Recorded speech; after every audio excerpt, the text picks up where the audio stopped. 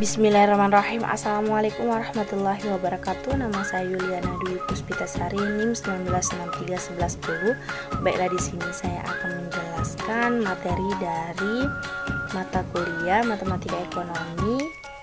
Materi yang pertama tentang fungsi dalam matematika ekonomi dan fungsi linear. Materi yang kedua tentang variabel bebas dan variabel terikat.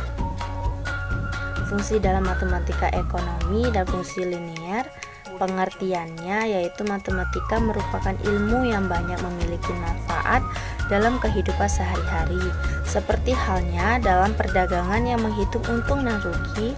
Hampir di setiap aspek kehidupan ilmu matematika banyak diterapkan. Selain sifat yang fleksibel dan dinamis, matematika juga dapat menyeimbangi zaman yang serba canggih. Matematika di bidang ekonomi memiliki peran yang sangat penting dalam mempelajari ilmu yang digunakan sebagai pendekatan dalam menganalisis ekonomi, dan masih banyak lagi ilmu lain seperti ekonomi makro, mikro, metode kuantitatif, dan lain-lain yang masih membutuhkan matematika. Berikut beberapa pengertian fungsi, tujuan, dan kegunaan matematika ekonomi. Pengertian fungsi: jika ada sesuatu hubungan sedemikian hingga bila X diberi suatu nilai dan oleh hubungan itu dapat ditentukan suatu nilai Y, maka dikatakan bahwa Y adalah fungsi dari X. Biasanya ditulis Y, F, atau X. X disebut variabel bebas atau independen variabel, dan Y disebut dengan variabel tak bebas dependent variable. Y variabel tak bebas sebab nilainya tergantung pada nilai X. Himpunan yang dapat dijangkau oleh X dinamakan daerah asal atau domain. Dari fungsi dan himpunan bilangan yang dapat dijangkau disebut daerah hasil atau range atau daerah jangkauan dari fungsi. Dalam hal ini X dan Y merupakan pasangan urut pertama dan Y sebagai unsur kedua. Kemudian saya akan menjelaskan fungsi matematika ekonomi. Ada 3, yaitu 1. Memberikan pemahaman tentang matematika sebagai alat bantu menganalisis model-model ekonomi. Kemudian nomor 2, mengelola dan menilai rencana bisnis dengan tepat. Yang ketiga, menyusun alternatif sasaran hingga memudahkan dalam perhitungan. Kemudian saya akan menjelaskan kegunaan fungsi matematika ekonomi. Ada 3 juga. 1. Memberikan pengetahuan, wawasan, dan mampu dalam memanfaatkan teori atau konsep matematika dalam analisis ekonomi. Yang kedua, dapat menggunakan pemahaman fungsi untuk menyelesaikan persoalan dalam bisnis dan ekonomi. Yang ketiga, memudahkan dalam menghitung indikator dan prediksi ekonomi. Kemudian tujuan matematika ekonomi adalah 1. Mencirikan dan menggambarkan bentuk, fungsi permintaan dan penawaran dari suatu barang atau jasa. Kemudian 2. Menghitung besarnya pajak yang ditetapkan terhadap suatu barang atau jasa. Yang ketiga, menghitung besarnya subsidi yang ditetapkan terhadap suatu barang atau jasa. Yang terakhir, menghitung besarnya utilitas atau kepuasan kegunaan yang diperoleh seseorang dari mengonsumsi sesuatu barang atau jasa. Kemudian saya akan menjelaskan pengertian fungsi linear. Pengertian mengenai fungsi linear sangat penting dalam ekonomi, baik dalam ekonomi mikro maupun ekonomi makro, ekonomi moneter, dan bagian-bagian dalam teori tersebut. Contoh-contoh yang dapat dikategorikan di sini antara lain yang pertama itu dalam ekonomi mikro, antara lain fungsi permintaan, fungsi penawaran, fungsi-fungsi marginal. Yang kedua dalam ekonomi makro dan moneter, antara lain yaitu terdapat fungsi konsumsi, fungsi investasi, fungsi permintaan untuk transaksi, fungsi permintaan untuk spekulasi, fungsi IM. Kemudian aplikasi teori mengenai hubungan antara dua garis dapat dijumpai dalam teori ekonomi. Sebagai contoh, dalam kita pembicaraan suatu keseimbangan pasar, maka dibicarakan garis perpotongan. Contohnya, keseimbangan pasar permintaan, penawaran. Yang kedua itu keseimbangan pasar barang, atau di sektorial, atau di mana 1 sama dengan S atau C keseimbangan pasar uang, MD sama dengan MS permintaan penawaran uang. Kemudian saya akan menjelaskan materi yang selanjutnya. Yang kedua, variabel bebas dan variabel terikat. Pengertian variabel bebas dan terikat. Variabel bebas adalah sebuah variabel yang posisinya mampu berdiri sendiri tanpa terikat dengan variabel lainnya. Berhubung mampu berdiri sendiri, keberadaan variabel ini sangat penting pada penelitian atau proses pengkajian bidang-bidang tertentu. Seperti yang sudah dijelaskan di atas, variabel bebas bukan dipengaruhi oleh variabel lain, tetapi justru mempengaruhi variabel lainnya.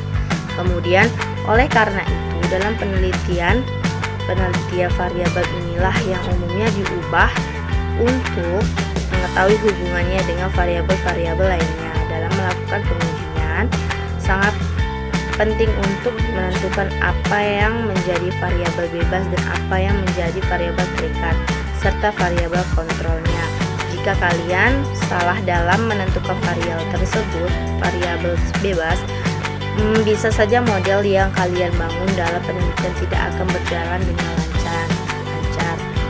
Berbeda dengan variabel bebas, variabel terikat tidak mampu berdiri sendiri dan hanya mudah mendapatkan pengaruh dari variabel lainnya. Meskipun begitu, bukan berarti variabel terikat tidak penting. Justru variabel ini sangat penting dalam sebuah penelitian.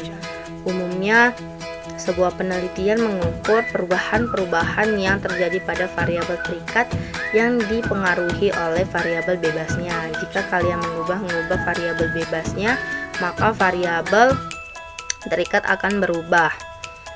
Kemudian, perbedaan variabel bebas dan terikat. Perbedaan variabel bebas dan variabel terikat itu tidak hanya sangat berbeda dari namanya saja.